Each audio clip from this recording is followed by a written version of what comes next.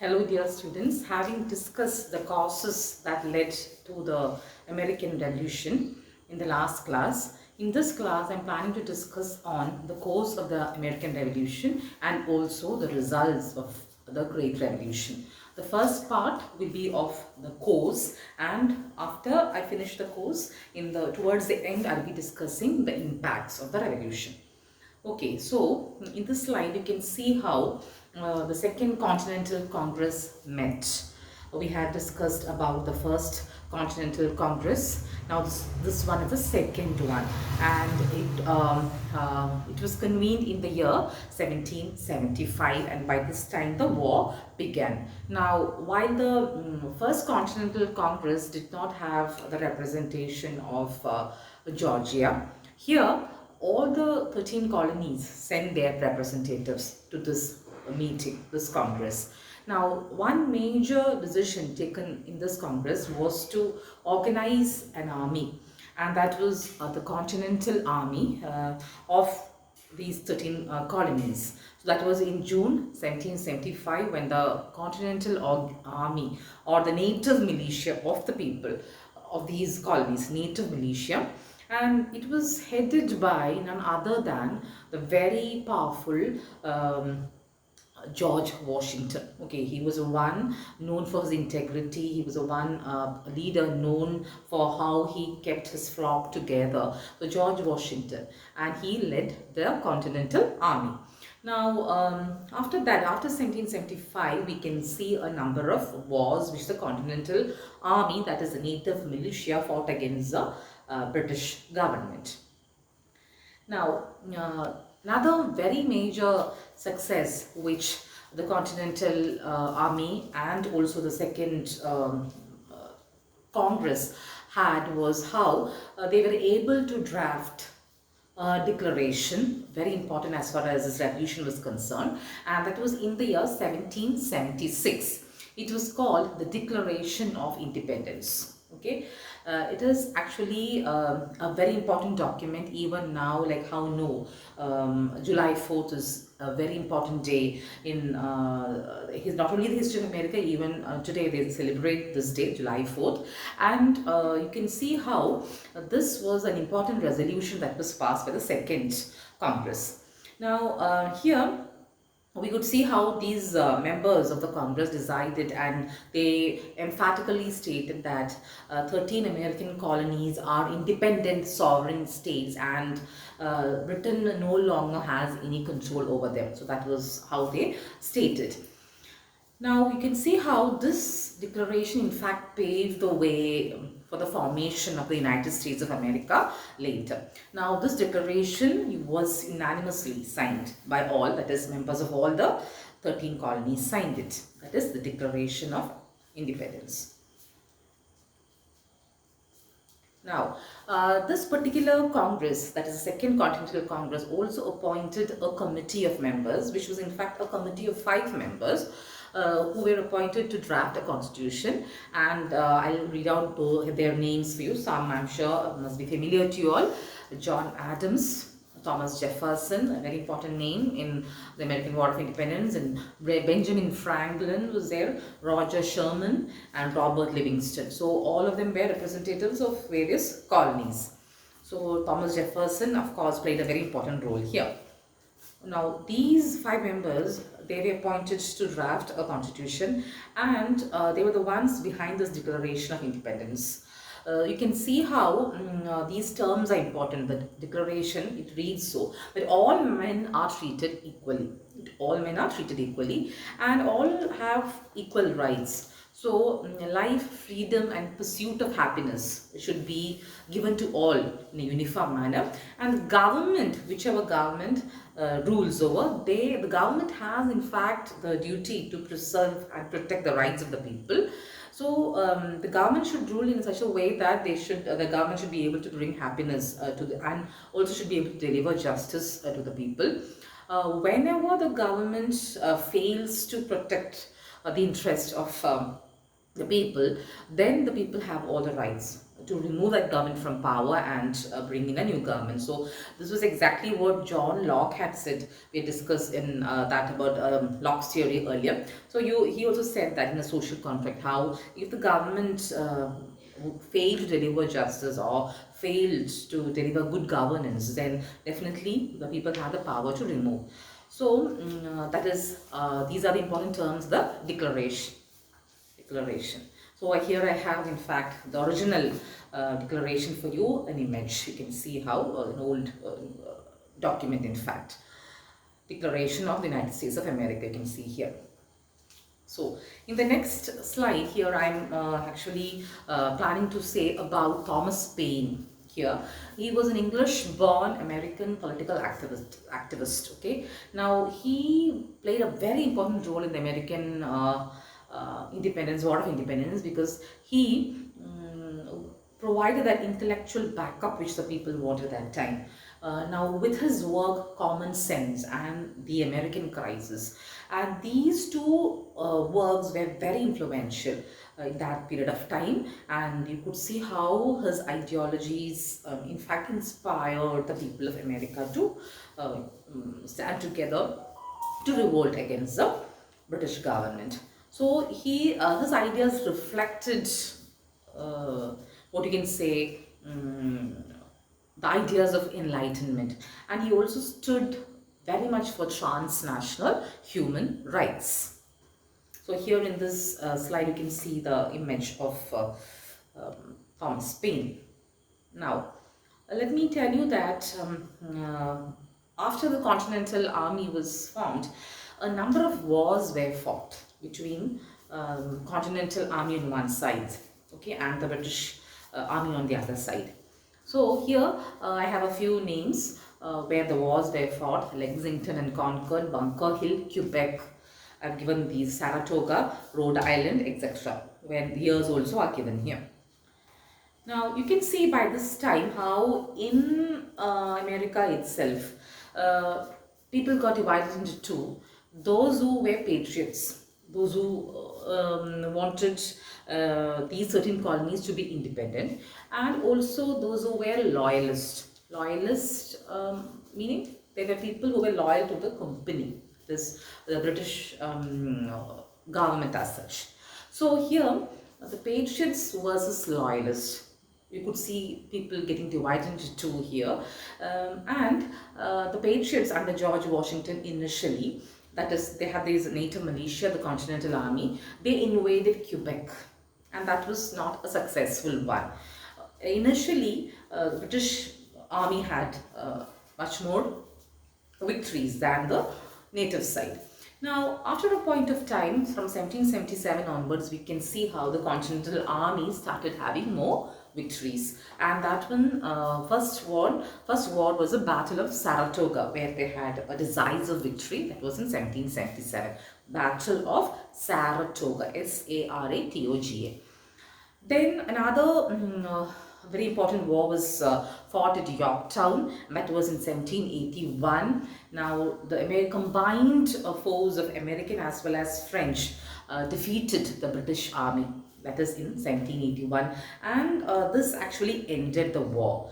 The real wars came to an end in 1781, but you could see that it took 2 more years for that peace to come in, or peace to happen, and they wanted a treaty. So that treaty happened only after 2 years. Though the war came to an end in 1781, the treaty in fact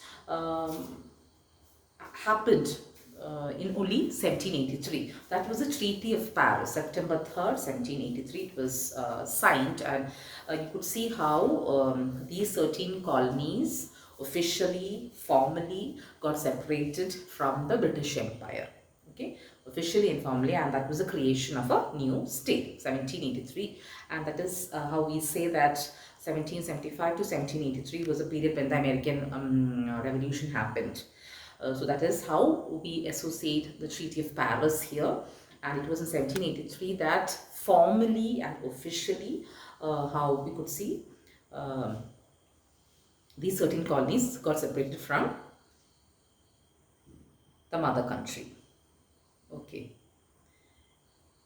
Now here I have an image of George Washington for you, just to bring into your mind that it was his integrity, it was his character, which in fact played a very important role in shaping the American victory, because it was in fact a war which went on for almost 8 years, and to keep his people together, to keep them loyal to the interests which the Continental Army had, it was very difficult, and it was only because of George Washington it really happened. So that is how George Washington is remembered, and like once America became independent, he became the first president of America, that is George Washington. Now the impacts of American Revolution. Let us see the impacts. What were the major impacts? Now, in 1781, I told you the war came to an end, and then there were efforts to make a constitution. So that was in 1781. And here the Second Continental Congress worked on a constitution for the 13 colonies. It was ratified or agreed by all in 1781. And here you can see in this particular state, or in this particular year, the constitution said that all these 13 colonies had different interests, of course. So it was a league of sovereign states. It was a league of sovereign states, means independent states, in which central authority possessed no authority. So central power did not have any authority. That means central power did not have control over the state. So that period was in fact critical, because all these colonies had different interests, and to make these colonies abide by such a constitution was very difficult. So 1781 constitution had such a clause which said that central authority did not have control over the states. You can see how it gets changed later. Okay. Now, later the Constitutional Convention meant, that was in 1787. The Constitutional Convention, because generally the colonies were not happy with the Constitution of 1781. So because the central power did not have any authority, and these independent states had acted according to their own interest. So in 1787, you can see again the Constitutional Convention met, that was at Philadelphia in 1787, and they drew an entirely new constitution. Okay, an entirely new constitution which had different clauses from the earlier one.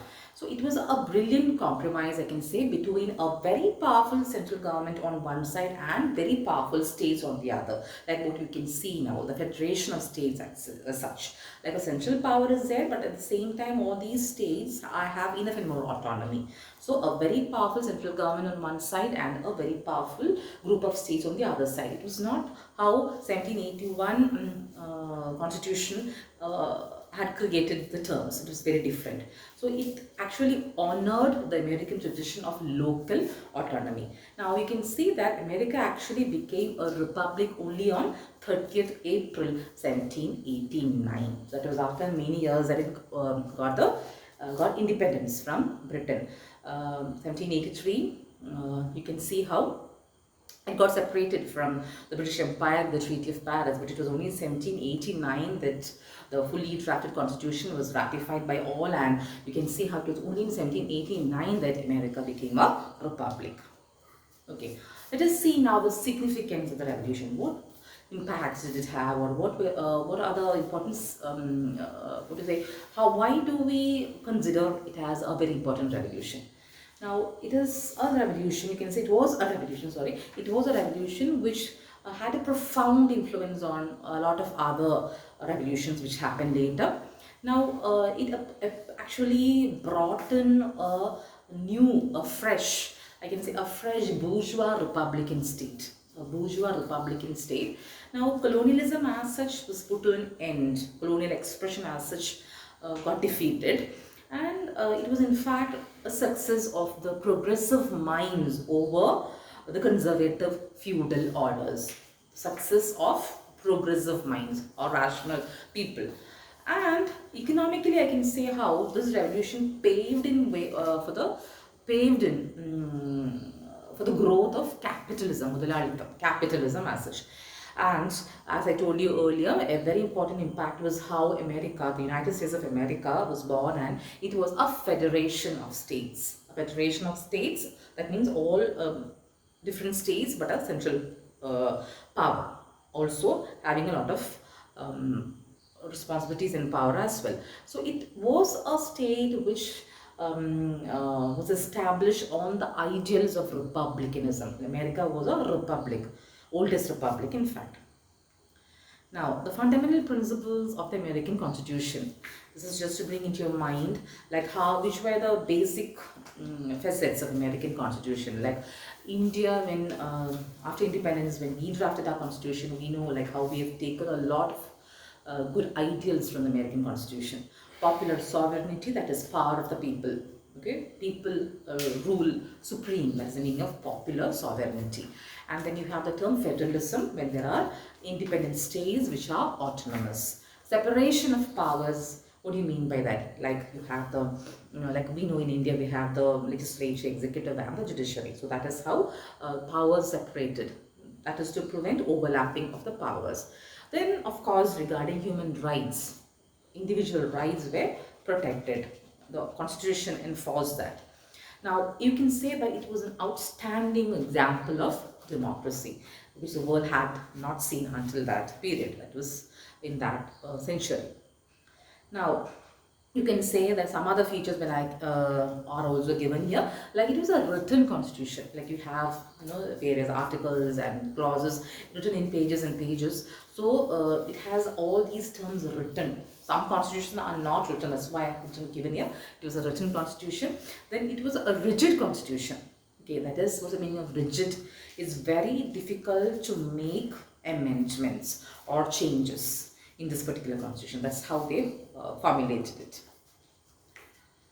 Then popular sovereignty, I told you, like people have the ultimate power, like they have in the constitution itself, the preamble says, we the people do ordain and establish this constitution for United States of America. We the people, that's very important, we the people.